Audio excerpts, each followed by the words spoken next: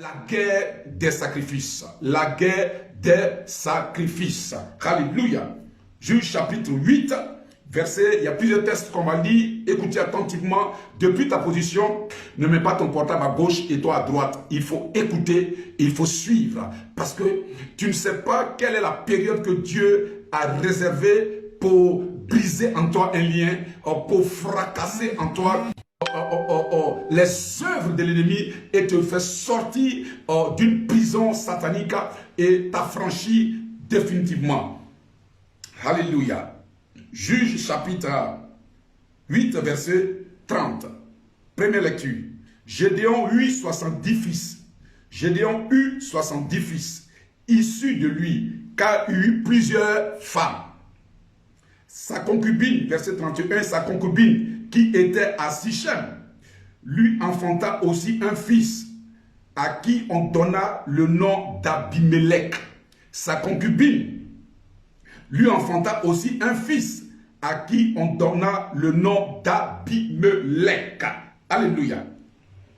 Alors, je vous invite toujours à considérer le chapitre 9 de Juge, toujours Juge chapitre 9 au verset 4. Qu'est-ce qu'il est écrit? Écoutez la parole. Il lui donnait 70 cycles d'argent qu'ils enlevaient de la maison de Baal-Bérith. Il lui donnait 70 cycles d'argent qu'ils enlevaient de la maison de Baal-Bérith. Verset 5. Il vint dans la maison de son père. Abimelech vint dans la maison de son père à Ophra et il tua ses frères, fils de Juribal, 70 hommes sur une même pierre. 70 hommes sur une même pierre. Il tua ses frères. 70 hommes sur une même pierre. Alléluia. Alors, écoutez maintenant au verset 22 du chapitre 9 de Juge toujours.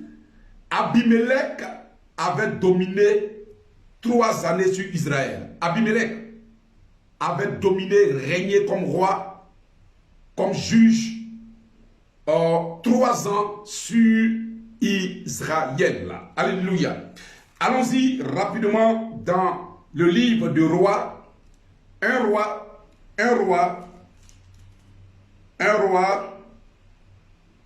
chapitre 1, au verset 9.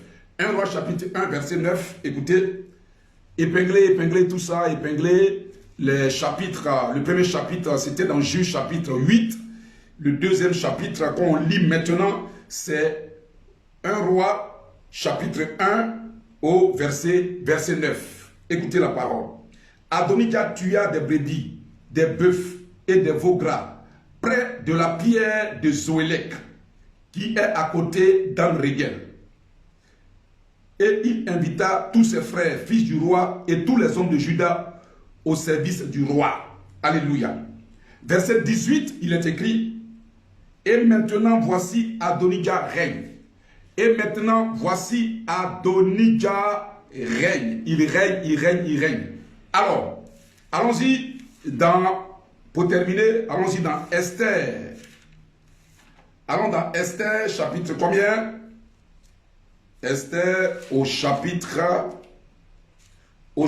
3. Esther chapitre 3 au verset 9. Là, nous sommes en train de faire la lecture. Écoutez attentivement, soyez disposés, soyez concentrés, parce que je suis persuadé que ce message, cet enseignement va répondre aux nombreuses questions que tu te poses. Cet enseignement viendra pour faire tomber les écailles de tes yeux au nom de Jésus-Christ.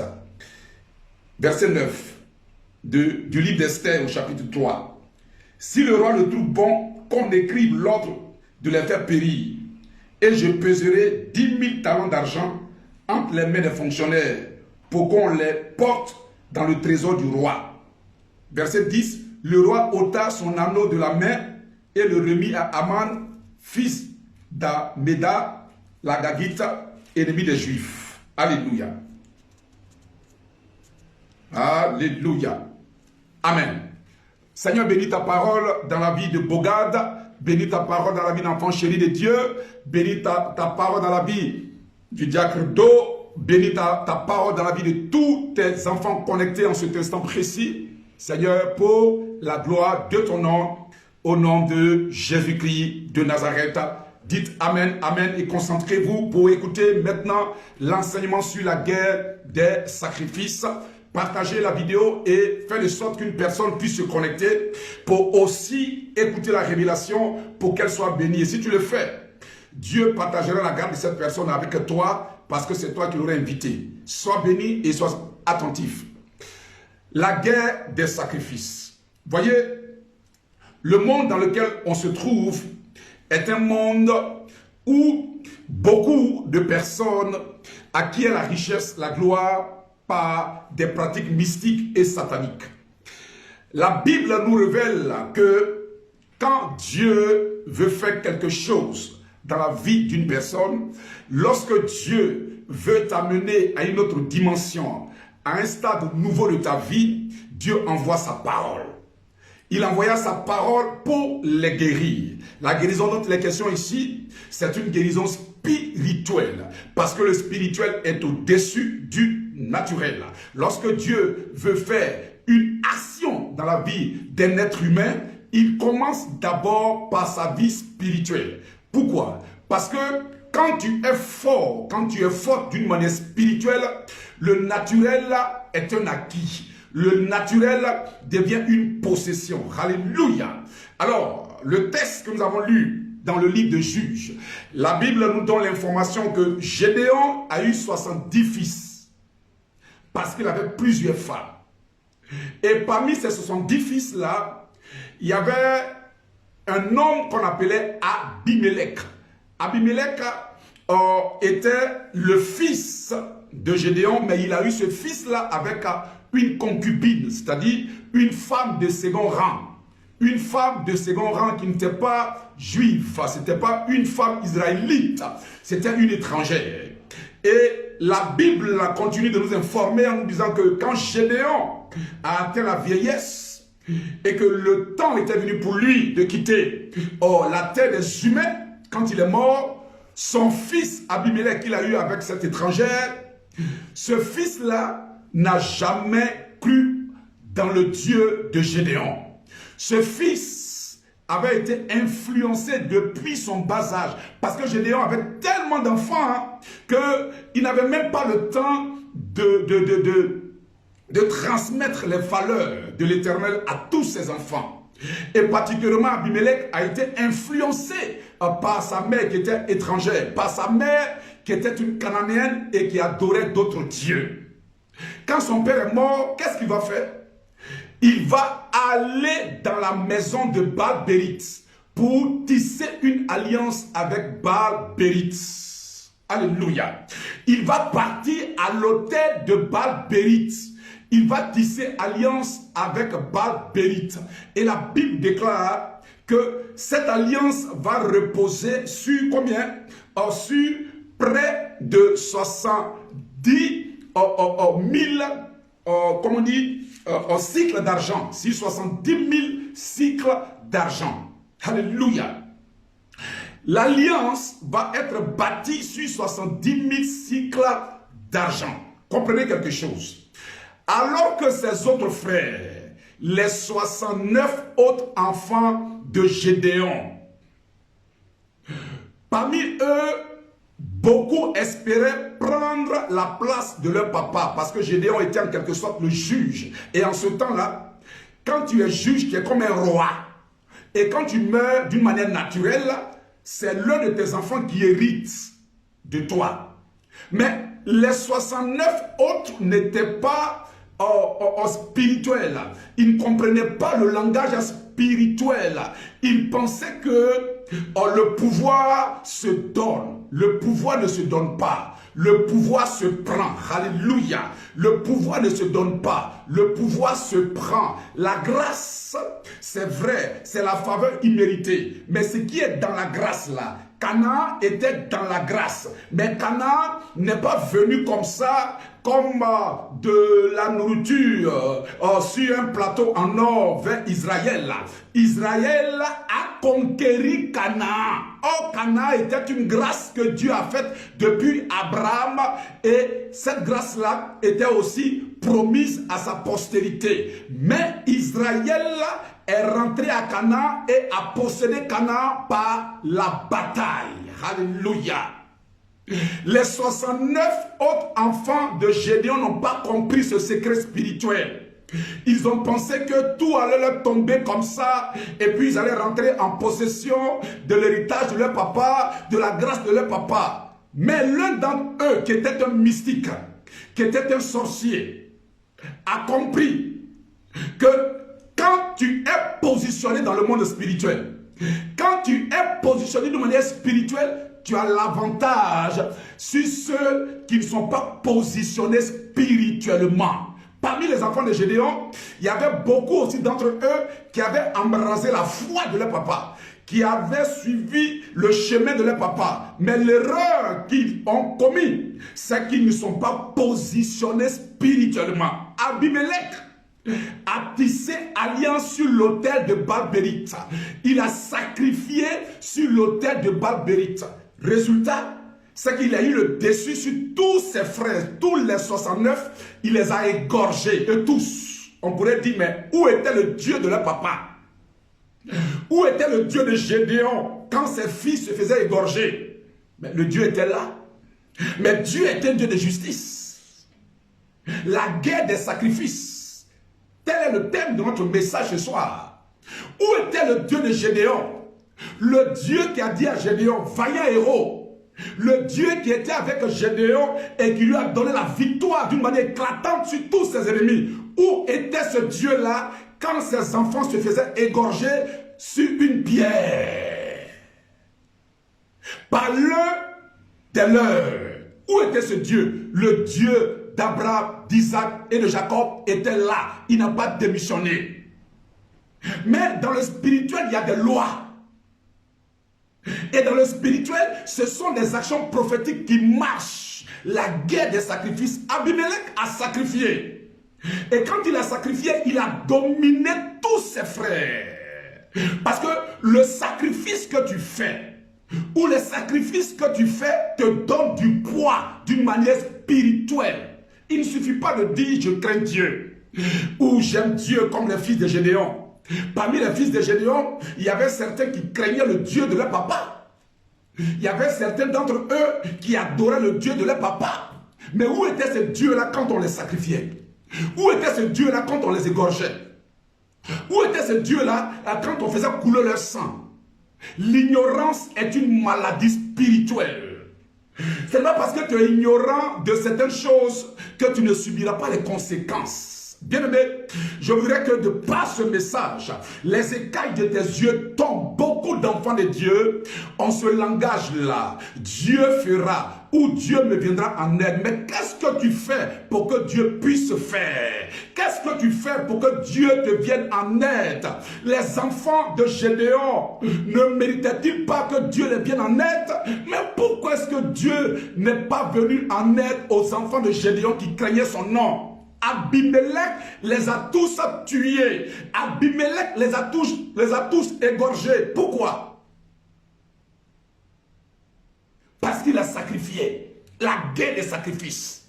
Parce que l'acte que Abimelech a posé l'a élevé d'une manière spirituelle au-dessus de ses frères. Lui a donné la force d'une manière spirituelle au-dessus de ses frères. C'est la raison pour laquelle beaucoup de chrétiens sont tués, sont envoûtés. Parce que celui qui en vient à ta vie, le sorcier ou le mystique qui en vient à ta vie, fait des sacrifices à l'autel de Satan. Fait des sacrifices à l'autel de la magie. Alors que toi, tu passes ton temps à parler. Tu passes ton temps à dire, je suis enfant de Dieu, rien ne m'arrivera. Mais dans la réalité, c'est que ta vie spirituelle est bloquée. Ta vie maritale est bloquée. Ta vie sentimentale est bloquée. Ta vie financière est bloquée. Parce que un Abimelech dans ta famille a sacrifié. Alléluia. My God, est-ce que quelqu'un comprend ce que je suis en train de dire? Si tu comprends, dis Alléluia, dis Alléluia, Alléluia. Écoutez, la deuxième histoire que nous avons lue, c'est l'histoire d'Esther. La Bible dit que Aman a compté 1000 pièces d'argent qu'il a posées à l'autel du dieu du roi Assyrus. Il a sacrifié 1000 talents d'argent à l'autel du dieu du roi Assyrus. Et Assyrus a enlevé sa chevalière. Il a enlevé son anneau et il a donné ça, voyez-vous, à Aman. Pour dire à Aman que tu as ma caution. Pour dire à Aman que je suis avec toi. Et la Bible dit que l'influence d'Aman s'est tellement étendue sur le peuple d'Israël. Il était prêt à sacrifier, à tuer tout le peuple d'Israël. Parce qu'il avait sacrifié à l'autel du diable et il a libéré des démons de mort. Vous savez, quand des sacrifices sont faits contre toi, ce sont des démons de mort qui sont libérés. Quand des sacrifices sont faits contre ta vie dans un domaine de mariage, dans un domaine de prospérité, dans le domaine sentimental, dans le domaine de la santé, ce sont des démons qui sont libérés contre toi. Alléluia. C'est ce qu'on appelle la guerre des sacrifices. Aman avait la connaissance des choses spirituelles. Il savait que dans le monde spirituel, pour établir ta domination, ce n'est pas que des incantations. Si tu es enfant de Dieu, ce n'est pas que des prières. Pour établir ta domination, la domination s'établit par deux choses. Prière plus action prophétique. N'oubliez jamais cette règle-là. N'oubliez jamais cette règle-là. N'oubliez jamais cette règle. La domination par rapport à ce que ton cœur désire, par rapport à la possession dont tu veux, dont tu veux être le maître, tu veux posséder quelque chose. Cette domination sera établie non pas uniquement que par tes prières, non, même par tes sacrifices. Je répète, par tes sacrifices. Et Aman avait compris ça. Mais, à la suite de l'histoire, Aman est tombé sur une connaisseuse. Quelqu'un peut écrire une connaisseuse. Alléluia. Aman est tombé sur une initiée. Alléluia. Quand on parle d'initié en français, ça veut dire que quelqu'un qui est éclairé. Quand on dit une personne est initiée, on veut simplement dire que la personne est éclairée dans un domaine bien précis. Il est tombé sur une initiée. Esther était une initiée. Alléluia. Si Esther n'était pas là, le peuple d'Israël allait être exterminé. Qu'est-ce qu'Esther va faire? La Bible dit qu'elle va prendre 3 jours de jeûne. Je bénis tous ceux qui sont en jeûne. Je bénis tous ceux qui sont en jeûne présentement. Nous avons 10 jours de jeûne. Et j'ouvre la parenthèse pour bénir tous les bien-aimés qui sont en jeûne présentement. Que la main du Seigneur vous fortifie, que la gloire du Seigneur soit avec vous. Au nom tout-puissant de Jésus-Christ de Nazareth. Alléluia. Continuez toujours à partager la vidéo. Cet enseignement est très important. Vous savez, la méchanceté des enfants de Dieu, Satan a en profité pour endurcir les cœurs. Vous savez, c'est que tu vas relâcher comparativement à ce que tu vas voir là. Il n'y a pas photo, il n'y a même pas dans la balance en eux. C'est même pas comparable. C'est même pas comparable. Alléluia. Parce que Satan est conscient que dans le monde spirituel, c'est les sacrifices qui donnent des résultats. Ce n'est pas que la prière. Et heureusement pour le peuple d'Israël, c'est que Esther était une connaisseuse. Esther était une initiée, une femme éclairée sur les choses spirituelles. Je prophétise et je déclare que tu sois une femme éclairée, que tu sois un homme éclairé. Dis amen, je reçois.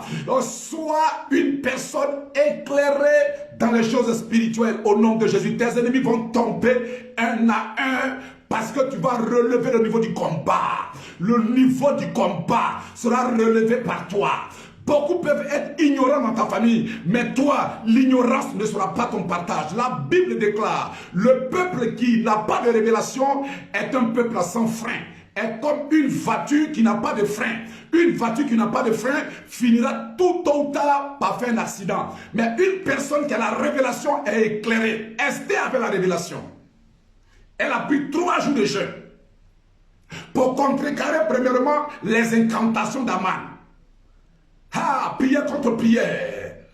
3 jours de jeûne, prière contre prière. Aman faisait des incantations. Esther rentrait dans 3 jours de prière. Et quand elle est sortie des 3 jours de prière, qu'est-ce qui va se passer?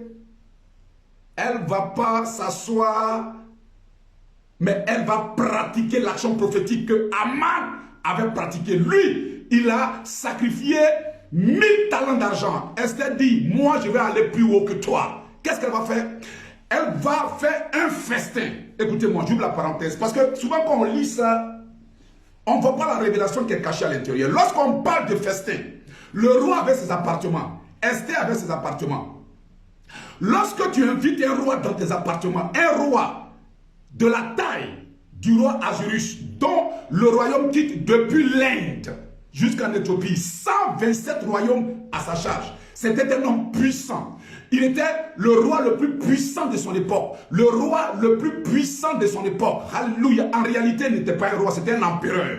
Parce que quand tu règnes sur plusieurs royaumes, on dit que tu es empereur. Tu as dépassé le stade de roi. Donc, Ahasuerus n'était pas un roi en réalité, c'était un empereur.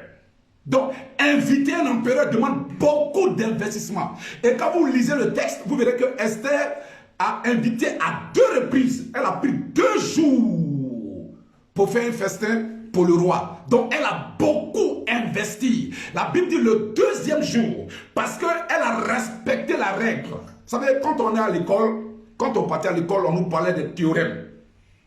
Quand on te pose un problème de mathématiques, soit tu appliques le théorème de Pythagore ou de Thalès. Si tu ne veux pas appliquer, tu n'auras pas de résultat. C'est comme ça les mathématiques. Ce n'est pas toi qui as créé les mathématiques. Les mathématiques ont été créées avant toi. Et toi, on te demande seulement d'appliquer. Tu appliques, tu auras la bonne note qu'il te faut pour avoir ton examen ou pour passer en classe supérieure.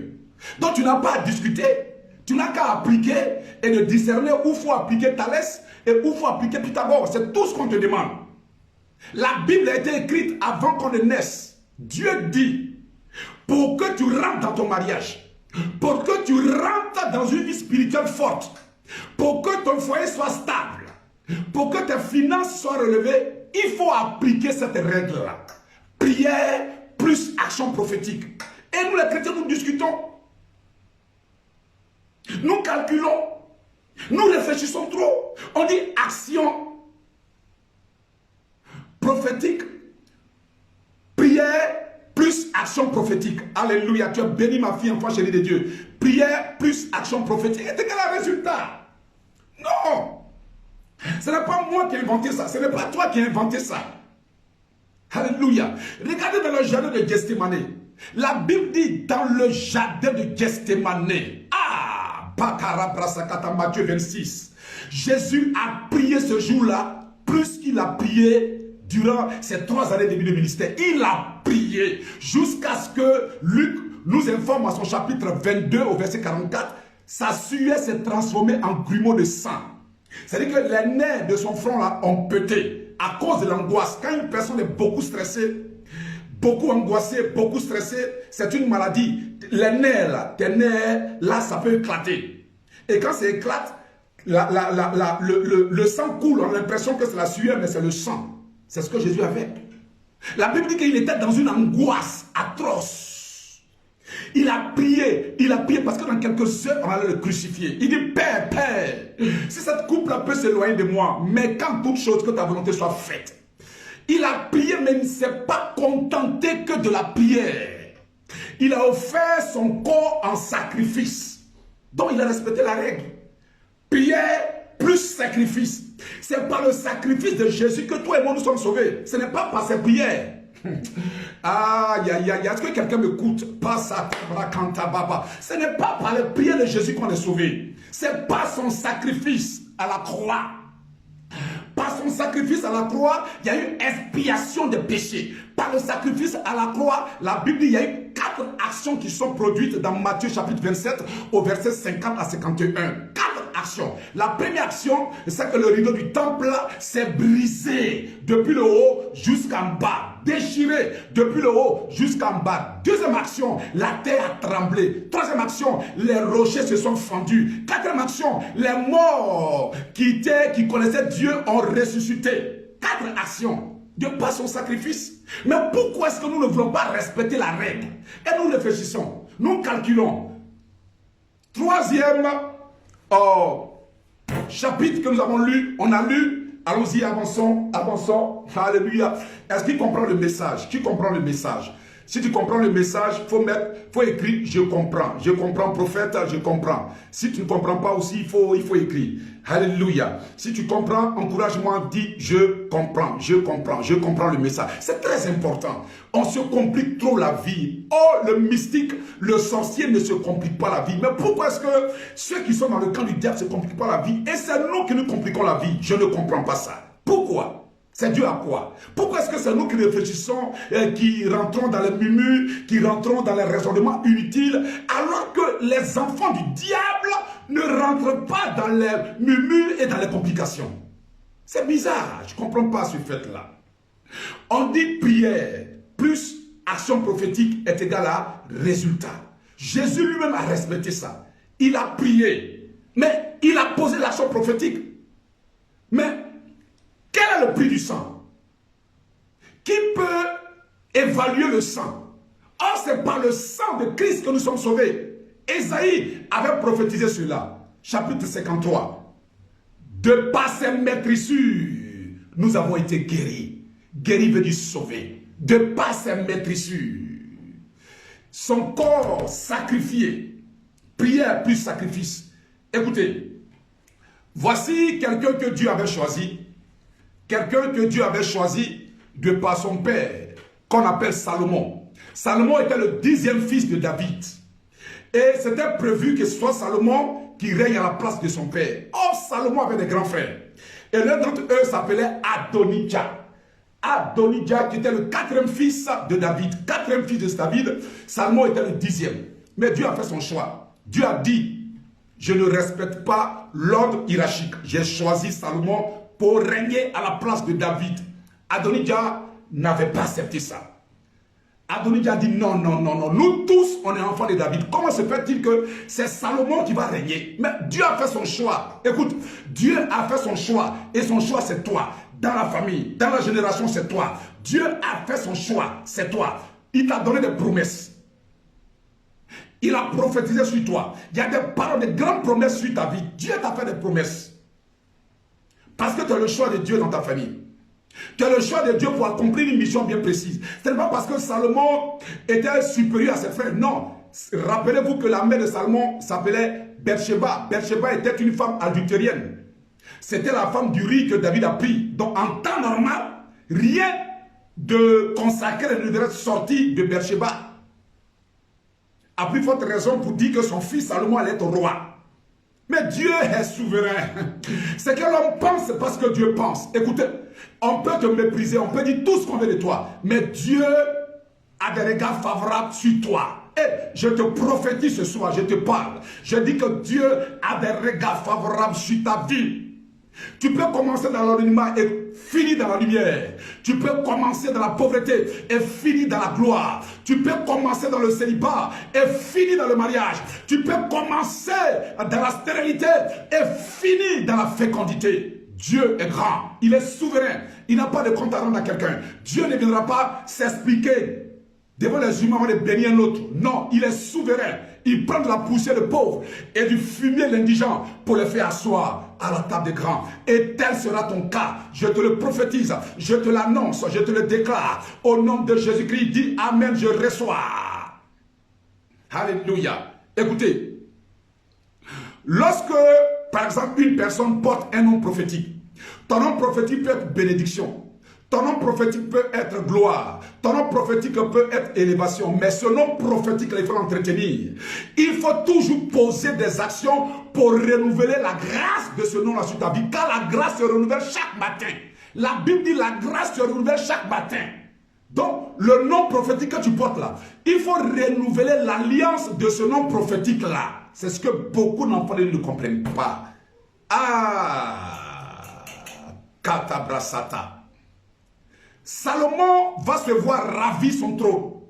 Parce que Salomon était comme tous les chrétiens, comme la plupart des chrétiens, je ne vais pas dire comme moi, mais comme la plupart des chrétiens qui ne comprennent pas les choses spirituelles et qui sont bloqués dans leur tête et qui sont dans le raisonnement et qui pensent que c'est Dieu qui viendra tout faire. Mais c'est faux. Dieu ne viendra pas tout faire. Tu as ta part à faire. Et qu'est-ce qui va se passer?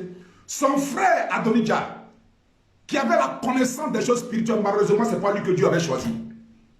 Parce que son cœur était mauvais. Mais il avait la connaissance des choses spirituelles. Il va aller à la pierre de Zoélec, il va sacrifier des bœufs, il va sacrifier des veaux gras, il va sacrifier, et la Bible dit Adonijah régna. C'est-à-dire qu'il a arraché la grâce de Salomon, il a arraché la prophétie de Salomon, il a arraché la bénédiction de Salomon. Est-ce que vous savez qu'une bénédiction s'arrache par la guerre des sacrifices? Quelqu'un qui t'en veut au service, quelqu'un qui t'en veut dans ta famille et qui est spirituel, mais du côté démoniaque, quand il pose des autels, lorsqu'il pose des actions prophétiques, lorsqu'il sacrifie, il peut t'arracher ton mariage, il peut t'arracher ta bénédiction, il peut t'arracher ta promotion. Oui, ça a été le cas de Salomon. Salomon s'est vu dépouiller son règne. C'est-à-dire, c'est Salomon qui devrait régner, mais Adonijah a dépouillé, a pris son règne parce qu'il a sacrifié à l'autel de Zoélec. Zoélec veut dire serpent. Dans la langue jubésienne, ça veut dire serpent. Il est allé sacrifier à l'autel du diable. Est-ce que tu sais que ton mariage t'a été ravi? Est-ce que tu sais que ce qui devrait te revenir t'a été pris? Malgré que tu es enfant de Dieu, malgré que tu crains Dieu, la guerre des sacrifices. Si tu n'entres pas dans la dimension des sacrifices, ce sera que des frustrations, ce sera que des pleurs. Combien d'enfants de Dieu sacrifient alors que quand tu étais une païenne, quand tu étais un païen, regarde comment est-ce que tu sacrifiais, ton cœur était ouvert. Et quand le marabout, le féticheur, le sorcier te disait de faire quelque chose, même à distance, tu envoyais ton argent pour qu'on sacrifie. Pourquoi est-ce que tu ne le fais plus? Qui t'a dit que ce n'est pas bon? Mais dans le côté de Dieu, tu le faisais dans le côté du diable. Maintenant, on te demande de faire ça dans le côté de Dieu pour dominer, pour posséder tes grâces. Et tu refuses. Adonijah a ravi. Parce que Salomon avait les bras croisés, Dieu a dit que je vais être roi, Dieu a dit que je vais régner, Dieu a dit que je serai le roi après mon père David. Il croisait les bras, son règne a été ravi. Heureusement pour lui que David n'était pas mort, David était un initié. David était un initié, heureusement que David n'était pas encore mort. Il était vieux, la Bible dit qu'il ne pouvait pas se déplacer, il était toujours couché, mais il respirait encore. Il pouvait parler. La Bible dit quand David a appris la nouvelle que Adonijah a ravi la grâce de Salomon, qu'est-ce qui va se passer? Écoutez, je vais faire la lecture puis on va terminer. David va dire, et le roi David dit, prenez avec vous les serviteurs de votre maître, faites monter Salomon mon fils sur ma mule et faites-le descendre à Guillon. Faites-le descendre à Guillon. Faites-le descendre à Guillon. Guillon était le lieu où se trouvait l'autel de l'Éternel. L'autel de l'Éternel. Heureusement pour Salomon que son papa David n'était pas mort. Sinon jamais on allait parler de l'histoire de Salomon. Jamais. Adonijah allait régner à sa place. Adonijah allait vivre les promesses de Salomon à sa place. Il y a d'autres personnes qui vivent tes promesses à ta place que tu le sais. Est-ce que tu le sais? Il y a des personnes qui vivent la prospérité que tu devrais vivre. Vivre le mariage que tu devrais vivre. Vivre la santé que tu devrais avoir. Vivre la gloire que tu devrais avoir. Est-ce que tu le sais? Si David n'était pas là, on n'allait jamais parler d'un certain Salomon. Jamais. Parce que l'ignorance n'est pas une excuse. L'ignorance contribue à la destruction. Heureusement que son papa a dit, prenez mon fils Salomon. Il a malgré qu'il ne pouvait pas se déplacer, mais il pouvait encore parler. Donc il a donné des instructions pour que des sacrifices soient faits à l'autel de Guillaume pour renverser les sacrifices d'Adonijah. Donc sacrifice contre sacrifice. Adonijah a sacrifié à l'autel Zoélec, qui veut dire serpent. Salomon dit, allez sacrifier aussi. Du moins, David dit, allez sacrifier aussi. David n'a pas dit, comme c'était un psalmiste, la Bible, David était un psalmiste, il savait jouer de la harpe, il savait bien chanter. Si son lit là, il ne s'est pas mis comme ça pour chanter à la gloire du Seigneur, comme beaucoup de chrétiens. Quand on dit sacrifice, c'est maintenant qu'il va adorer. On ne t'a pas dit d'adorer. On ne t'a pas dit d'adorer, ma soeur. On ne t'a pas dit d'adorer. David, qui s'est adoré que David? Dites-moi qui s'est adoré que David. Alléluia. David était un grand adorateur. Et puis, un joueur de harpe, mais d'une manière extraordinaire. Il n'y avait pas deux personnes comme David. Mais quand David a appris la nouvelle, il n'a pas élevé la voix pour dire, bon, amenez-moi tous les chantres, faites-moi venir Asaph. Faites-moi venir tous les chantres, on va louer Dieu, on va adorer Dieu. Non, il a donné des instructions faites. Il dit, mettez mon fils Salomon sur ma mule. Amenez-le à l'autel de Guillaume. Parce qu'il faut que le sacrifice parle contre le sacrifice de Adonijah. Adonijah ne doit pas régner. Il ne doit pas contredire la parole de Dieu. Il ne doit pas contredire les promesses de Dieu. J'ai dit, quelqu'un ne doit pas contredire les promesses de Dieu dans ta vie. Non, ça doit s'accomplir. Alléluia. Ça doit s'accomplir. N'agis pas, n'agis plus comme un chrétien fatigué, comme un chrétien qui raisonne, comme un chrétien qui n'est pas enseigné. Tu as maintenant l'enseignement. La Bible, vous connaîtrez la vérité. Et la vérité vous affranchira. Refuse de te contenter que de prier. Refuse. Tu as une démarche administrative à faire. Tu as un sujet important. Tu as quelque chose d'important. Ne te contente plus de prier. Non, c'est fini cette époque-là. Parce que tu es sorti de là avec des frustrations. Tu es sorti de là avec des découragements. J'ai prié, j'ai jeûné, j'ai prié, j'ai jeûné. Non. Commence à se faire des sacrifices. Prière plus sacrifice. Parce que ce n'est pas les gens du monde qui ont le monopole de la connaissance. C'est nous qui avons la connaissance. C'est toi qui as la connaissance. Alléluia. Les 6 mois à venir là, rentre dans le principe. Prière plus action prophétique. Prière. Non, ne te fatigue pas, ne te lasse pas de dire j'ai sacrifié, qu'est-ce que ça donnait, j'ai battu au tel, qu'est-ce que ça... Non, n'entre pas dans ces genres de réflexions. Alléluia. N'entre pas dans ce genre de réflexion. Savez-vous combien de fois David a sacrifié quand il a appris que Dieu avait choisi son fils Salomon pour prendre sa place? Il a sacrifié. Il a David, le premier jour dans 2 Samuel chapitre 6, David a sacrifié chaque 6 pas. Il sacrifie un bœuf. Pendant 200 km, chaque 6 pas, il sacrifie un bœuf et un veau gras. Donc, allez-y imaginer combien de sacrifices David a fait. Mais ça n'a pas empêché Adonijah d'arracher le règne de son fils Salomon. Si David disait, oh, comment, Seigneur, comment tu peux le permettre? J'ai fait des sacrifices, de nombreux sacrifices. Mais non, il n'est pas rentré dans le raisonnement. Là où il y a besoin, il faut agir. Là où il y a attaque, n'entre pas dans le raisonnement. Pourquoi encore cette attaque-là? Seigneur, j'avais fait tel sacrifice. Seigneur, non, le diable se présente. Présente-toi aussi. Alléluia. Arrête de raisonner. Le diable t'attaque, attaque. L'associé attaque, attaque. Le besoin se présente, attaque. Alléluia. Oh, je te bénis ce soir. Je libère l'onction de Dieu sur ta vie. Je déclare que ce message arrive dans ton cœur, s'installe dans ton cœur. Prière plus action prophétique est égale à résultat. Prière plus action prophétique est égale à ton mariage. Prière plus action prophétique est égale à ta santé.